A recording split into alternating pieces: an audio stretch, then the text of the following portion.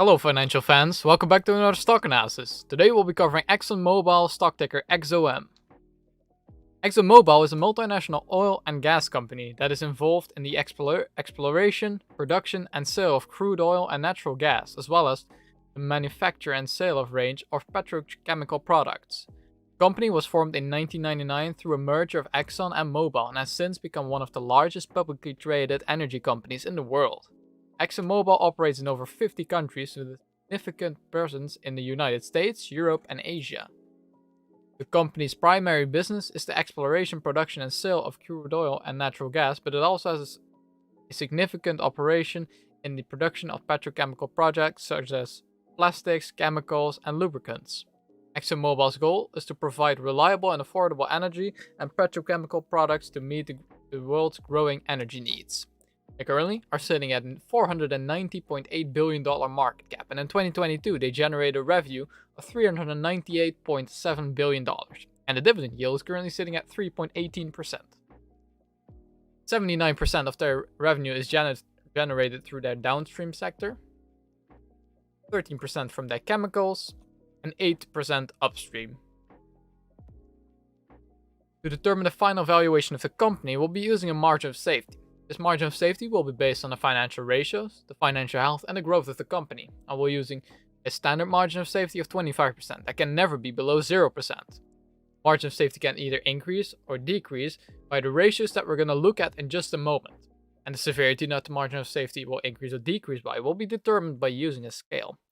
When we're using 4 colors in a scale, bright red will mean a 5% increase, orange will mean no change, light green will mean a 5% deduction, and bright green will mean a 10% deduction from a margin of safety.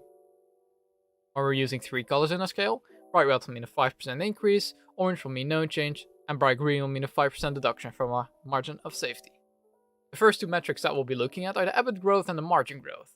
The EBIT has gone up slightly, going from $390.2 billion in 2013 to $402 billion in 2022, making a big dump into 2020, but managing to regain itself in 2021 and 22. The average EBIT growth because of this on average was 17.3%, meaning a 5% deduction from a margin of safety. Margin has also gone up, going from 10.3% in 2013 to 17.7% in 2022. The average margin growth was 1.3%, meaning another 5% deduction from a margin of safety. Next two ratios are the dividend growth and the payout ratio. Dividends have gone up, going from $2.28 a share annually in 2012 $3.64 a share annually in 2022. The average dividend growth was 4.8%, meaning no change in the margin of safety. The payout ratio is sitting at a very solid 26.7%, meaning there's a lot of room left for them to increase their dividends further, and this is a 5% deduction from a margin of safety. The final two ratios that we're going to look at are the debt to EBITDA and the return on invested capital. To get our debt to EBITDA ratio, we have to take the debt of the company, subtract the cash from it, and divide it by the EBITDA. Out of this, we get the amount of years of EBITDA it takes for the company to pay off all of their debts. For ExxonMobil, this is a very tiny 13%, meaning a 5% deduction from margin of safety, which is very nice.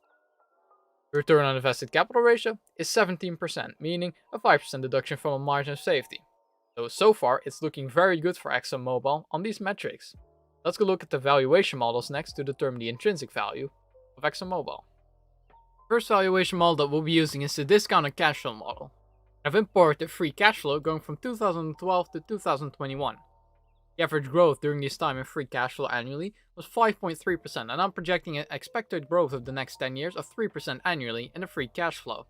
With this percentage, we can determine the future free cash flow of ExxonMobil and determine a terminal year of valuation using a perpetual growth rate of 2% and a discount rate of 8.5%. Out of this, we get a sum of free cash flow of $578.9 billion. To get our equity value, we have to add the cash and equivalents and subtract our debt, leaving us with an equity value of $567.3 billion. And to get a discounted cash flow price per share, all we have to do is divide it by the amount of shares outstanding, leaving us with the price per share $139.06, which is a 16.69% upside out of this model. Second model that we'll use is the dividend discount model, and I've imported the dividend payouts going from 4 years ago to the current year. The average growth rate in dividends during this period was 2.66%, and I'm expecting a growth rate, the dividends, of 3% over the next years. And we'll once again be using a discount rate of 8.5% in the valuation model. And this leaves us with a dividend discount model price per share of $68.17. And this is a 42.8% downside out of this model. Third model that we'll be using is Graham's revised valuation formula. This valuation model will be looking at the EPS of Exxon Mobil, the growth rate estimate projected by Wall Street, and the current yield of AAA corporate bonds. We go by the theory that a PE of a company with no growth is 7, and this leaves it with a fair value of $176.39, which is a 48% upside out of this model.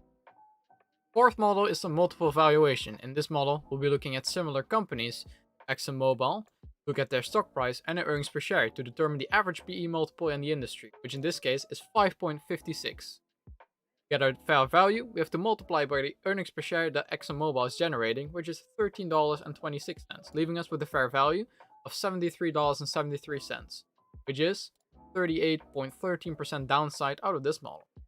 And the last model that we'll be using for this valuation is the mean reversion theory.